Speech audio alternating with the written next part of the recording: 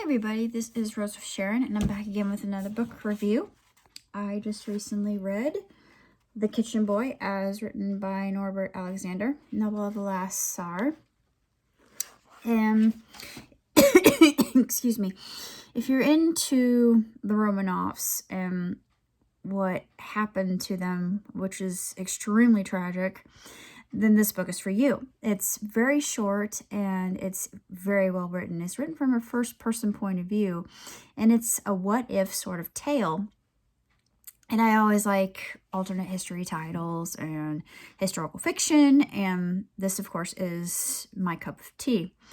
It was exceptionally written, very tragic, and following all the historical events that actually led up to the tragic demise, pardon the spoiler, of the Romanovs. And part of me still wants to believe that Anastasia survived the Bolshevik Revolution. Well, she didn't, sadly.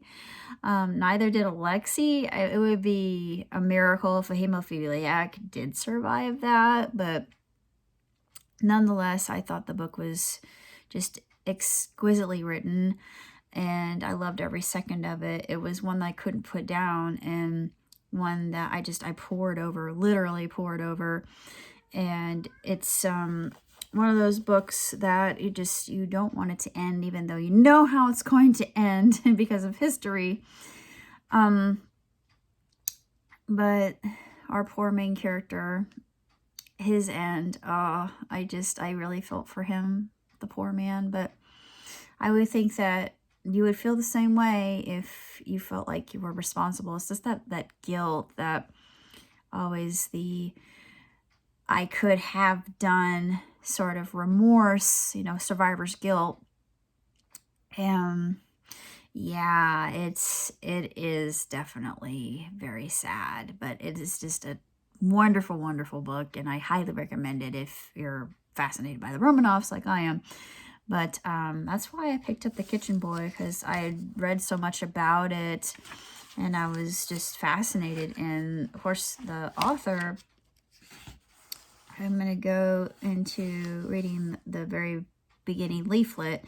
It says here, Mr. Alexander has been traveling to Russia, where he has attended Leningrad State University, worked for the U.S. government. Since 1990, he has been a partner in St. Petersburg company that operates a warehouse and customs clearance center, a dental clinic, a bar bow, a chain of espresso wine bars with locations at the Hermitage and Fortress of Peter and Paul.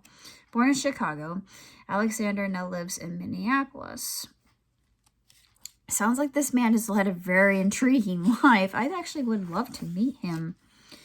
And of course, I love his little acknowledgments here. I'm just going to go ahead and read what he says. Many thanks to many people, particularly to Lars, who's been by my side since the start of all things Russian. Mary and Sasha, the dearest friends who by chance and good fortune happen to be the best business partners. My writing pal, Ellen Hart, with whom I talk to all the time but never enough. Kaylee Solomonson, my favorite reader. Robert... I messed up.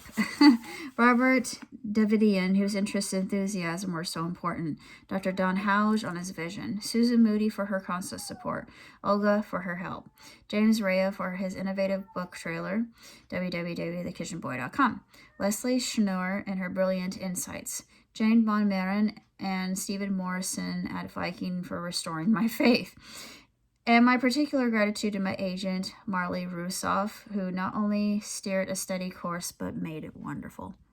One thing to say, хорошо, as they say in Russian, but I thought that it was just absolutely magnificent, and I can't say that much else more about it. To be honest, it was just way too short. So that's all I have to say until now. Live on, prosper. Ciao tutti, and happy Mother's Day, even though for me, it's kind of a sad day, and I'm missing my mom, so yeah, I know wherever she is, she probably is proud of me. I hope she's proud of me. she was my best friend. She was like a sister to me. I know to a lot of people that makes absolutely zero sense, but she was basically a big kid, and she was a wonderful person. For those people who actually remember her, she taught me quite a bit. A lot of people say I'm a lot like her.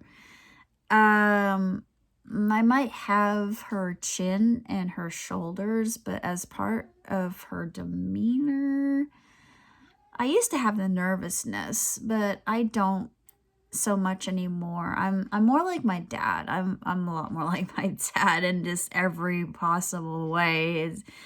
My hat really says it all, because I am more so of that ilk. But I did get a lot of good genealogy from my mom and from that side of the family. So I do acknowledge that quite a bit, and I honor it, and I'm glad that it's just, I think about my story, the fairy tale Red Thread of Fate, and had my mom not heard from my favorite aunt that my dad was still single, and having rejected 5 different proposals. Yeah, because he was a looker. He was quite the specimen of manhood.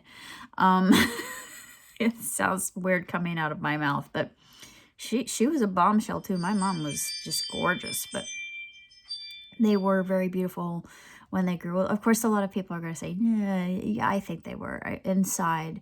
Their hearts, their spirits. My parents were very wonderful, just exquisite people, and I'm blessed to have been given their heritage, and I couldn't be happier, and I honor her today. And yeah, even though it is met with the pang of sadness, I do know that she looks over me. And I wish I would hear something from her, because I haven't heard anything from her. And I know she watches over me, but unlike my dad, who sends me signs and every day, and just he lets me know, it's like, hey, I love you, and good googly woo. And just I can hear his voice on certain things, and I know he looks out after me. But I wish I hear from my mom once in a while, as I used to see her as like a blue orb, but I haven't really seen my mom. I miss her. So I'm hoping that I do get a chance to see her at least some way. But yeah, I know that she's well. She is under the constant watch and care of God. So I know that she is doing quite well on the other side, although I just wonder what it's like, honestly. But that's all I have to say. So until next time, live long and prosper. Ciao, tutti.